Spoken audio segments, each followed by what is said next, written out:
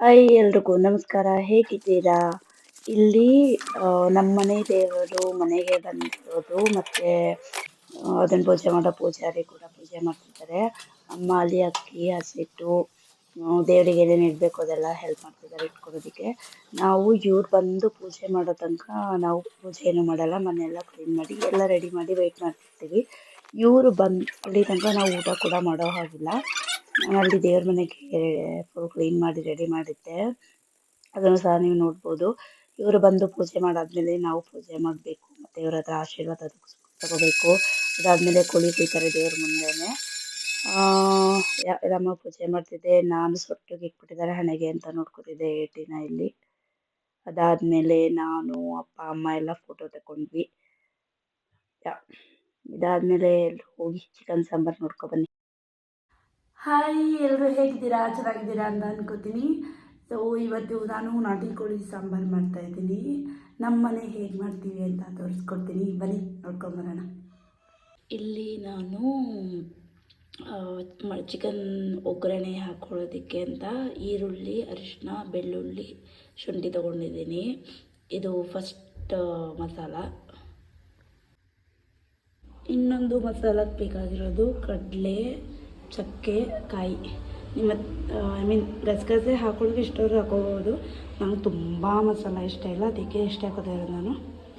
ಇದನ್ನೊಂದು ರುಬ್ಕೋಬೇಕು.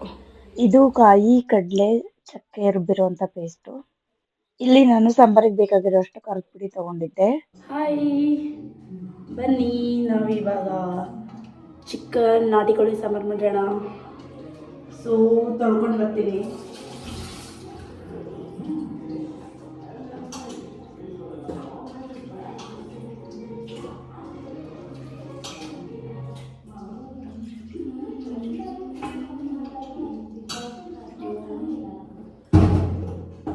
ಚಿಕನ್ ಇವಾಗ ತೊಳೆದಾಗಿದೆ. ಸೊ ಇಲ್ಲಿ ನಮ್ಮ ಹತ್ರ ಈರುಳ್ಳಿ, ಬೆಳ್ಳುಳ್ಳಿ, ಶುಂಠಿ ಪೇಸ್ಟ್ ಮಾಡ್ಕೊಂಡಿರೋದಿದೆ, ಮತ್ತು ಖಾರದ ಪುಡಿ ಮನೆಯಲ್ಲೇ ಮಾಡ್ತಿರೋದು. ಇದನ್ನೇ ನಾವು ಯೂಸ್ ಮಾಡೋದು.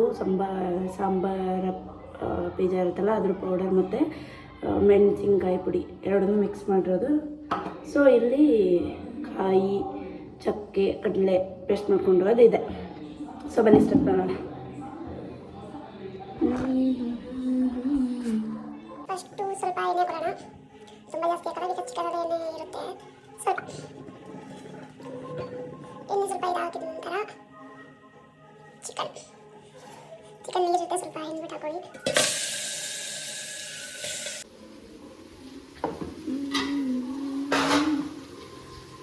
ಇದು ಹಾಕ್ಬೇಕು. ಇವಾಗ ಹಾಕ್ಬಿಟ್ಟು ಒಂದು 10 ನಿಮಿಷ ಬೇಯಿಸೋದಕ್ಕೆ ಬಿಡಿ.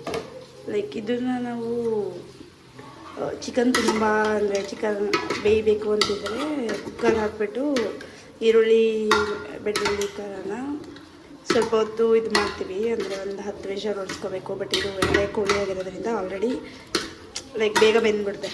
ಸೊ 10 ನಿಮಿಷ ಇದನ್ನು ವೇಟ್ ಮಾಡೋಣ.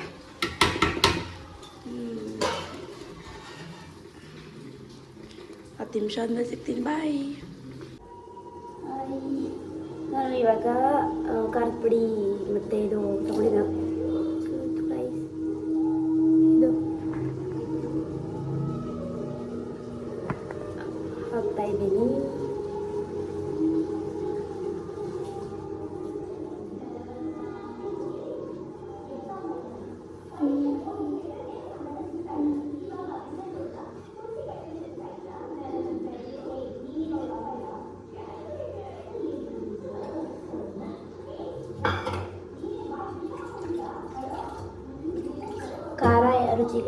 ಖಾರ ಎಷ್ಟು ಬೇಕಷ್ಟು ಹಾಕೊಂಡ ಮೇಲೆ ಸ್ವಲ್ಪ ಹೊತ್ತು ಬೇಯೋದಕ್ಕೆ ಬಿಡಬೇಕದು. ಸ್ವಲ್ಪ ನೀರು ಹಾಕಬೇಕು, ಬಿಕಾಸ್ ಅದು ಸೀದೋಗ್ಬಿಡುತ್ತೆ. ಇನ್ನೊಂದು ಸ್ವಲ್ಪ ನೀರು ಹಾಕ್ತಾಯಿದ್ದೀನಿ ನಾನು.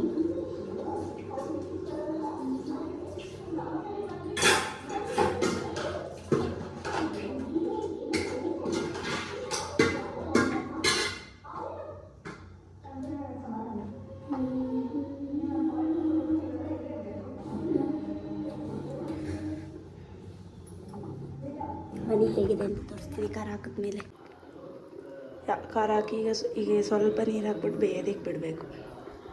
ಅಮ್ಮ ಕಡ್ದಿರೋ ಮಜ್ಜಿಗೆ ಬೆಣ್ಣೆ, ಆಹಾ ಇವಾಗ ಇದು ಬೆಂದು ಒಂದು 10 ನಿಮಿಷ ಆಗಿದೆ. ಸೊ ನಿಮ್ಗೆ ಎಷ್ಟು ಬೇಕು ನೀರು ಹಾಕೊಳ್ಳಿ. ಯೂಶ್ವಲಿ ನಾವು ನಾಟಿ ಕೋಳಿ ಸಾಂಬಾರ್ದು ಸಪ್ಪೆ ಸಾಂಬಾರು ತೊಗೊಂಡೈತಲ್ಲ, ಇವಾಗ ಕಾಯಿ ಪೂರ್ತಿ ಕಾಯಿ ಮತ್ತು ಇದೆಲ್ಲ ಆಡಿಸ್ಕೊಂಡಿದ್ದು ಖಾರನ ಹಾಕಬೇಡಿ.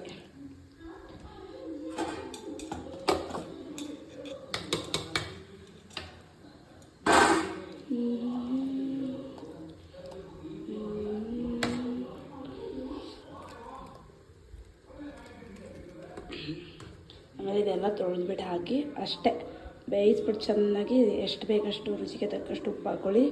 ಅಲ್ಲಿಗೆ ನಾಟಿ ಕೋಳಿ ಸಾಂಬಾರು ಮುಗೀತು. Easy simple method.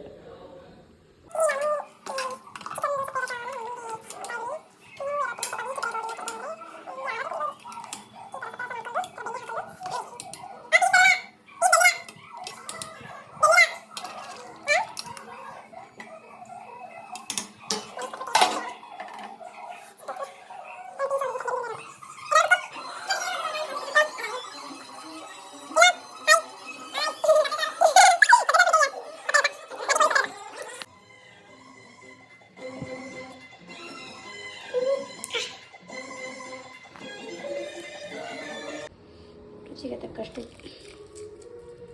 ಒಂದು 10 ನಿಮಿಷ ಬೆಂದರೆ ಸಾಂಬಾರು ರೆಡಿ.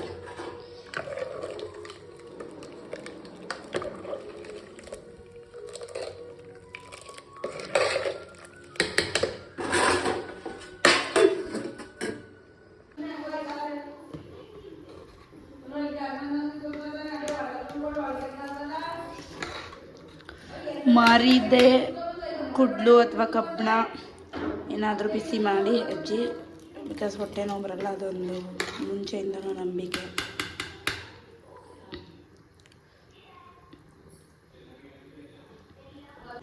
ಹಾಯ್, ಇಲ್ಲಿ ನಾನು ಮುದ್ದೆ ಮಾಡ್ತಾ ಇದ್ದೀನಿ.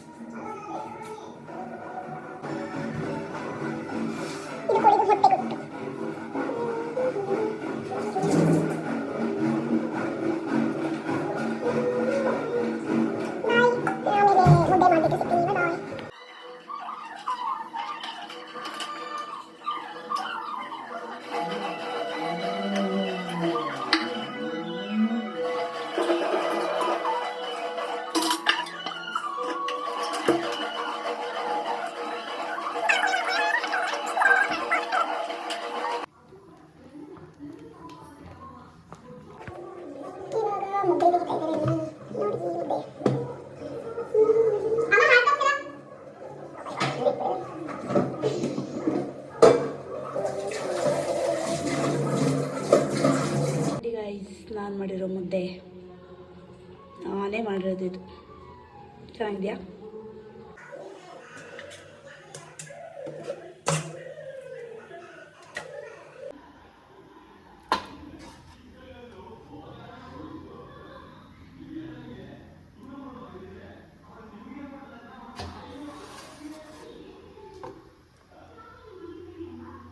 ಬನ್ನಿ ಅಮ್ಮಂಗೆ ಊಟ ಕೊಟ್ಬಿಟ್ಟು ಟೇಸ್ಟ್ ಹೇಗಿದೆ ಕೇಳೋಣ. ಟೇಸ್ಟ್ ಹೇಳ್ಬೇಕು ನೀನು ಹೆಂಗಿದೆ ಅಂತ. ಇಳ್ಕೋತೀಯಾ? ಕೂತ್ಕೋ.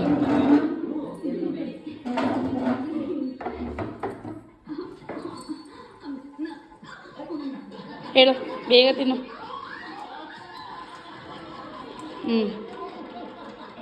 ಸೂಪರ್.